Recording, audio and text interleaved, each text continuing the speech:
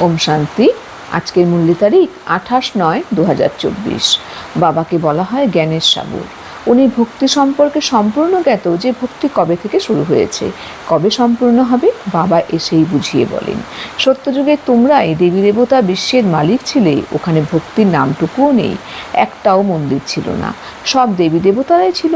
পরবর্তী সময়ে যখন অর্ধেক দুনিয়া পুরনো হয়ে যায়, অর্থাৎ 2500 বছর সম্পূর্ণ হয়ে যায়, তখনই রাবণের প্রবেশাধিকার ঘটে।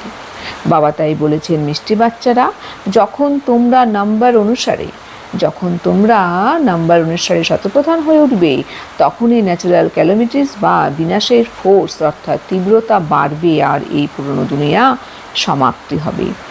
বাবা বলছেন যে বাচ্চারা, তোমরা যখন শতপ্রধান হয়ে উঠবে, অর্থাৎ আমরা যখন এই জ্ঞান প্রদানের মাধ্যমে বাবা যে আমাদের জ্ঞান প্রদান করেছেন, জ্ঞানটিকে যখন আমরা নিজেরা ইউটিলাইজ করে আমরা প্রকৃত শতপ্রধান হয়ে উঠব এবং সবার মধ্যে জ্ঞান স্প্রেড করে সকলকে শতপ্রধান হওয়ার রাস্তা বলে দিব, হ্যাঁ, তখনই কিন্তু আমরা যখন যেরকম যে পুরুষার্থ করব সেরকম সেই নাম্বার অনুযায়ী সে শতপ্রধান হয়ে উঠবে, তখনই কিন্তু কি হবে, ড্রামা অনুসারে কিন্তু ন্যাচারাল ক্যালামিটিস বা বিনাশের কিন্তু তীব্রতা বাড়বে, অর্থাৎ এই দুনিয়ার একটা ট্রান্সফরমেশন হবে, পুরনো দুনিয়ার সমাপ্তি হয়ে নতুন দুনিয়া কিন্তু আসবে। প্রশ্ন, কোন পুরুষার্থীদের বাবার অবিনাশী উত্তরাধিকার সম্পূর্ণরূপে প্রাপ্ত হয়? উত্তর, সম্পূর্ণ উত্তরাধিকার নিতে হলে প্রথমে বাবাকে নিজের উত্তরাধিকারী বানাও, অর্থাৎ তোমাদের কাছে যা কিছু আছে সে সমস্ত কিছু বাবাকে সমর্পণ করো, বাবাকে নিজের সন্তান বানিয়ে নাও, তবেই সম্পূর্ণ উত্তরাধিকারী হতে পারবে। সম্পূর্ণ পবিত্র হও, তবেই পুরো উত্তরাধিকার প্রাপ্ত হবে। সম্পূর্ণ পবিত্র না হলে সাজা খেয়ে ছোটোখাটো পুরস্কারটুকুই প্রাপ্ত হবে। বাবা আমাদের বলছেন যে বাচ্চারা, তোমরা যারা সম্পূর্ণ উত্তরাধিকার নিতে চাও, তাদের কিন্তু প্রথমে বাবাকে নিজের উত্তরাধিকারী বানাতে হবে, অর্থাৎ তোমাদের যা কিছু আছে বুদ্ধির দ্বারা সব কিছু বাবাকে সমর্পণ করো, বাবাকে নিজের সন্তান বানিয়ে নাও। বাবা, সব কিছু তোমার হয়ে আমি সব কিছু জাস্ট রক্ষণাবেক্ষণ করছি, কিন্তু আসলে এইগুলো সব কিছুই তোমার। তবেই কিন্তু তোমরা বাচ্চারা সম্পূর্ণ উত্তরাধিকারী হতে পারবে। আর কি করতে হবে? সম্পূর্ণরূপে পবিত্র হতে হবে, তার ফলেই তোমরা বাচ্চারা পুরো উত্তরাধিকার প্রাপ্ত করতে সক্ষম হবে। সম্পূর্ণ তোমরা যদি পবিত্র না হও, তাহলে কিন্তু তোমাদের শাস্তি পেতে হবে। শাস্তি পেলে তোমরা কিন্তু সেই উচ্চ পদের কিন্তু অধিকারী হতে পারবে না, তখন কিন্তু তোমাদের ছোটোখাটো তোমাদের পদ পেতে হবে। এখন যারা এই জ্ঞানটিকে ইউটিলাইজ করে ধারণ করে বাবার সঙ্গে যোগযুক্ত অবস্থায় থেকে নিজেকে পবিত্র তৈরি করছে, তাদের কিন্তু কোনোরকম কোনো সাজা অর্থাৎ শাস্তি পেতে হবে না। কিন্তু যারা সম্পূর্ণ পবিত্র হতে পারবে না, তাদের কিন্তু অবশ্যই শাস্তি পেতে হবে, কারণ পরমধামে যেতে গেলেও অর্থাৎ আমাদের আত্মাদের দুনিয়া, সেখানে যেতে গেলেও কিন্তু আমাদের পবিত্র হতে হবে। আবার যখন আমরা নতুন দুনিয়ায় যাব, সেখানেও কিন্তু আমাদের পবিত্রই হতে হবে, অর্থাৎ পবিত্রতা ব্যতীত কিন্তু আমাদের সেখানে যাওয়া চলবে না। তাই আমরা যদি জ্ঞানের মাধ্যমে যদি আমরা নিজেকে পবিত্র করতে পারি, তাহলে তো খুব ভালো, নাহলে বাবা কিন্তু শাস্তি দিয়ে কিন্তু আমাদের পবিত্র কিন্তু করে নিয়ে যাবে। তো শাস্তি পেলে কিন্তু আমাদের পথ কিন্তু ভ্রষ্ট হয়ে যাবে, অর্থাৎ উঁচু পদে অধিকারী হতে পারবো না। কিন্তু আমরা যদি জ্ঞানের মাধ্যমে, যোগের মাধ্যমে আমরা যদি আত্মাকে পবিত্র করতে পারি, তাহলে কিন্তু আমাদের কোনো রকম কোনো সাজা প্রাপ্ত হবে না, আমরা কিন্তু উচ্চ পদে অধিকারী হতে অবশ্যই পারবো। मीठे मीठे सिखलाते बच्चों प्रति माता पिता बाप दादा को याद किया गुड मॉर्निंग। रूहानी बाप की रूहानी बच्चों को नमस्ते, हम रूहानी बच्चों की रूहानी बाप दादा को याद किया गुड मॉर्निंग। नमस्ते नमस्ते नमस्ते।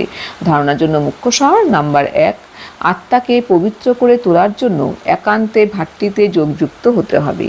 এক বাবা ছাড়া দ্বিতীয় কোনো মিত্র সম্বন্ধী যেন স্মরণে না আসে। বাবা আমাদের বলছেন, আমাদের যুক্তি বলে দিচ্ছেন যে আত্মাকে পবিত্র করতে হলে কিন্তু আমাদের একান্তে বসে কিন্তু আমাদের বাবার সঙ্গে কিন্তু আমাদের যোগযুক্ত অবস্থায় থাকতে হবে। তার ফলে কিন্তু আমাদের আত্মা কিন্তু অবশ্যই পবিত্র হতে পারবে। আর আমাদের স্থিতি এত সুন্দর তৈরি করতে হবে যাতে এক বাবা ছাড়া দ্বিতীয় কোনো মিত্র সম্বন্ধে আমাদের স্মরণে না এসে, আমাদের সাথে স্মরণে না আসে, অর্থাৎ আমাদের মধ্যে কোনো ডিস্টারবেন্স ক্রিয়েট করতে না পারে। অর্থাৎ আমাদের এতটাই শক্তিশালী স্থিতি তৈরি করতে হতে আমাদের একমাত্র বাবাই স্মরণে আসে। নাম্বার 2, বুদ্ধিতে সম্পূর্ণ জ্ঞান ধারণ করে বন্ধনমুক্ত হয়ে অন্যদের সার্ভিস করতে হবে।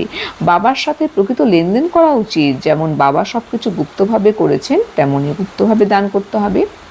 বাবা আমাদের বলছেন, বাচ্চারা তোমরা সম্পূর্ণ বুদ্ধিতে সম্পূর্ণভাবে জ্ঞানটিকে ধারণ করে বন্ধন মুক্ত হয়ে অন্যদের সার্ভিস করতে হবে, অর্থাৎ কোনো অ্যাটাচমেন্টে তোমরা যাবে না, তোমরা কিন্তু সেই অ্যাটাচমেন্ট থেকে মুক্ত হয়ে তোমরা কিন্তু সার্ভিসে রত হবে। তোমাদের বাবার সাথে প্রকৃত লেনদেন করা উচিত। বাবা যেমন সব কিছু গুপ্তভাবে করছেন, তেমনি তোমাদেরও কিন্তু গুপ্তভাবেই কিন্তু দান করতে হবে, অর্থাৎ সেটি দিয়ে কিন্তু সবাইকে বলার দরকার নেই, শুধু বাবা জানলে আর তুমি জানলে। বরদান, মায়ার ভয়ঙ্কর রূপের খেলাকে সাক্ষী হয়ে দেখে মায়াজিৎ ভব।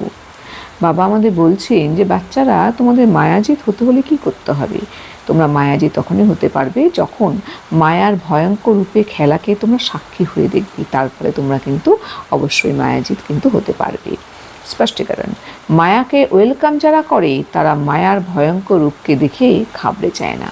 সাক্ষী হয়ে খেলা দেখতে দেখতে মজা আসে, কেননা মায়ার বাইরের রূপ বাঘের মতো হলেও তার মধ্যে শক্তি বিড়ালের মতোও নেই। সুতরাং তোমরা ঘাবড়ে গিয়ে তাকে বড় বানিয়ে দাও, কি করব, কিভাবে হবে, কিন্তু এই পাঠ স্মরণে রাখো, যেটা হচ্ছে সেটা ভালোই হচ্ছে, আর যেটা হতে চলেছে সেটা আরোই ভালো হবে। সাক্ষী হয়ে খেলা দেখো, তো মায়াজিৎ হয়ে যাবে। বাবা আমাদের বলছেন, বাচ্চারা তোমাদের কি করতে হবে? তোমাদের কিন্তু মায়ার খেলাকে কিন্তু তোমাদের দেখে কিন্তু ভয় পেলে হবে না। সাক্ষী হয়ে সেই খেলা দেখে তোমাদের কিন্তু মজা লুটতে হবে, কারণ মায়ার হয়তো বাইরের বাঘের মতো, কিন্তু তার মধ্যে কিন্তু শক্তিটি বিড়ালের মতোও নেই। তোমরা কি করো? ঘাবড়ে গিয়ে তোমরা তাকে বড় বানিয়ে দাও। তোমরা ভাবো কি করব, কিভাবে হবে। যদি তোমাদের মধ্যে এই পাঠ পাক্কা থাকে যে ড্রামা অনুসারে যেটা হচ্ছে ভালো হচ্ছে, যেটা হবে আরও ভালো হবে, ড্রামা কল্যাণকারী, সুতরাং তোমরা তাহলে কী করবে? তখন তোমরা এই জ্ঞানের মাধ্যমে কিন্তু সাক্ষী হয়ে তোমরা সেই খেলাকে দেখবে এবং এনজয় করবে। তার ফলে তোমরা কিন্তু শক্তিশালী স্থিতিতে স্থিত হয়ে মায়াজিৎ হতে অবশ্যই পারবে। স্লোগান, যে সহনশীল হয় সে কারোর ভাব স্বভাবে উত্তেজিত হয় না। ব্যর্থ কথা এক কান দিয়ে শুনে অন্য কান দিয়ে বের করে দেয়।